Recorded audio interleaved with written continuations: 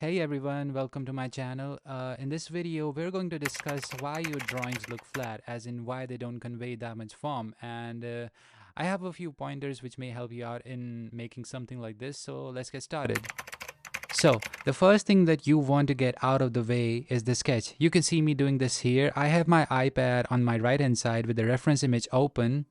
And I am taking my best shot at the measurements. Like, I am obviously going to be like half a centimeter off here and there, but you can see me fixing it. And you want to take a little bit of time when you're measuring and putting down the first marks, because this is going to be the foundation. And when you're done with this step, then you can move forward. But remember, when I say time, I do mean a lot of time. Like, you can see me taking a lot of measurements and I'm going back and forth just so I can make sure that the measurements are as accurate as they can be, as they can possibly be. And when I'm done with the basic silhouette of the drawing, then I can move inwards and convey the forms that lie inside the silhouette.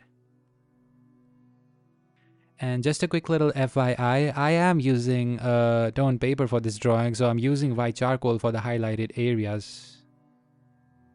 And remember, if you are in the sketching phase, like I said before, you have to spend a good amount of time there.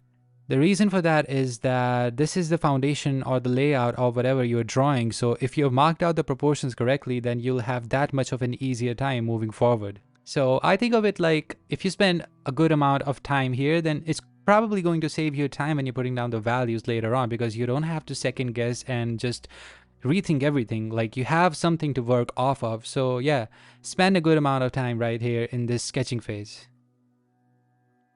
And when my drawing is looking something like this, or something anywhere close to this, then I can start putting down the values. And another thing to keep in mind for any beginner artist, if you're watching this video, then you don't have to apply too much pressure. Like, let the pencils do the work. Like, different grades of pencils exist for a reason. You just don't have to use a 2B for everything and vary the amount of pressure that you can use to achieve different values. Like, I can see that the upper eyelid is receiving light, and it's going to be one of the darkest dark that this drawing will have. But again, am I going to just grab a 10B pencil and start putting down the details and putting down the values as the dark values right off the bat? No, I would not do that.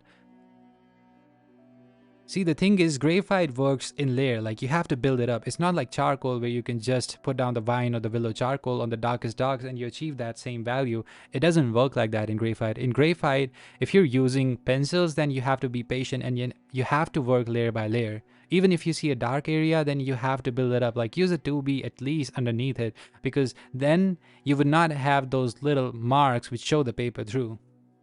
And another pointer that I can give you guys is experiment with the kind of art supplies you're using. See, different art supplies have different things going for and against them. A particular kind of paper might not support the cotton that I'm using on this paper well for blending, and it might be more easy to use a blending stump or a makeup brush, for example. And yeah, just go to your last page of the sketchbook and experiment with it for a while and see what's working and see what's not working. Another pointer that I would like to give you guys is, don't let the reference image intimidate you.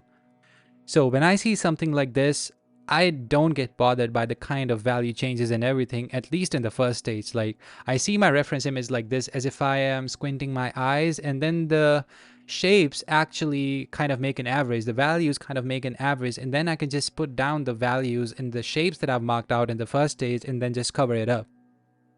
And again, it also saves you a little bit of time, because you don't have to worry about the little highlights. You can just take a kneadable eraser or a pencil eraser at the later stages and then convey the form using that.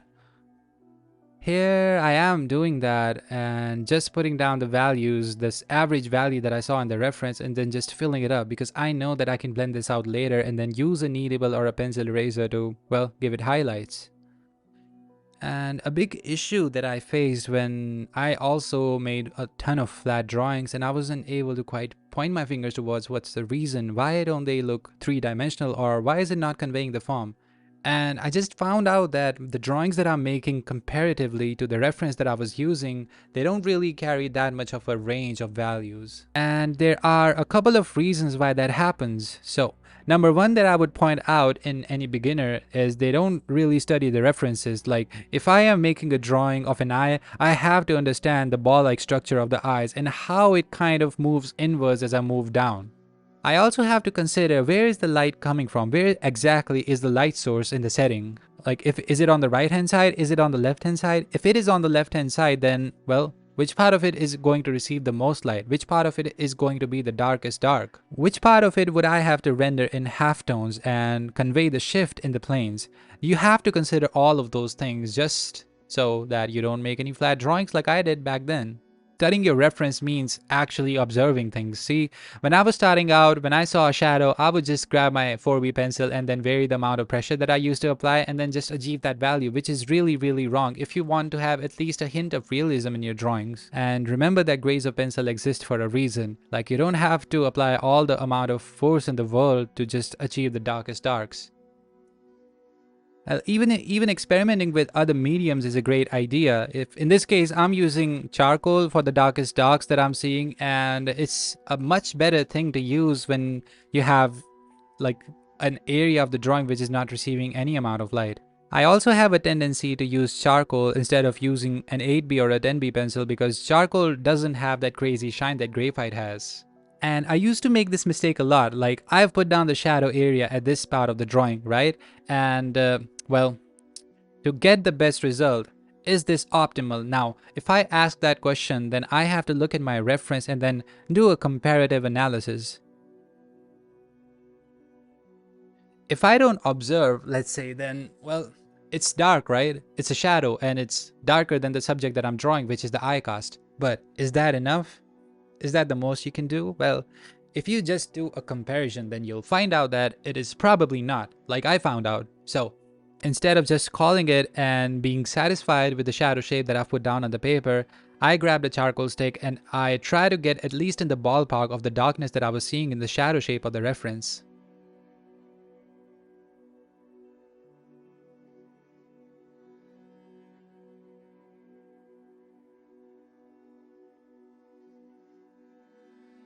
And I promise you, these seem to be like tiny changes. These are like so little changes that it really doesn't seem like they're going to make much of a difference. It's like the value changes from like a 9 to 10. Like, how much difference is that going to make? Well, it turns out a lot. Like, it's a lot when you're making these studies because going from value 10 to a value 8 can be the difference where the part of the subject is not receiving any light to the part of subject is receiving some amount of light from a reflective surface in front of it or around it in the setting.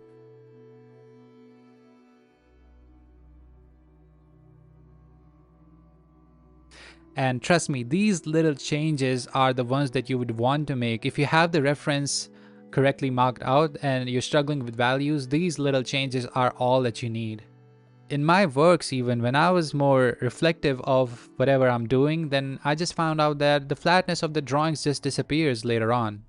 So whenever you're making your next drawing, I want you to do a comparative analysis, or even if you have an old drawing lying around that you think is flat and doesn't really convey that much of form that you saw in the reference. In the initial stages, you really don't want to complicate the drawing and go for every subtle change of values that you see. A simple exercise that I would recommend, or well, you can incorporate that into your workflow of whatever portrait you're making or whatever study you're doing, is that limit yourself to just a couple of values in the initial stage. It can be just 3 values: the highlights, the halftones, and the areas which are not receiving any light. And if you can convey the form, if you can convey the subject with limited amount of values, then you're golden, as you will be able to add more subtleties in the drawing moving forward because you have the basic foundation just laid out right in front of you. And remember, when you're drawing, you need to have a reasonable amount and a range of values for the viewer to see. I will also explain this using a scale where 1 is your lightest light and 9 is your darkest dark. A lot of people who have flat drawings, they don't use that whole dynamic range of values. They just have 2 is their lightest light and maybe 7 is their darkest dark. But 2, 3, 4, 5, they're all values which are represented in the planes which receive light. But what does the value 1 indicate? The value 1 should be saved for those planes which receive the most amount of light. Or another way to think about it is, the surface of the plane which is represented by this value is going to be directly perpendicular to the ray of light which is hitting it.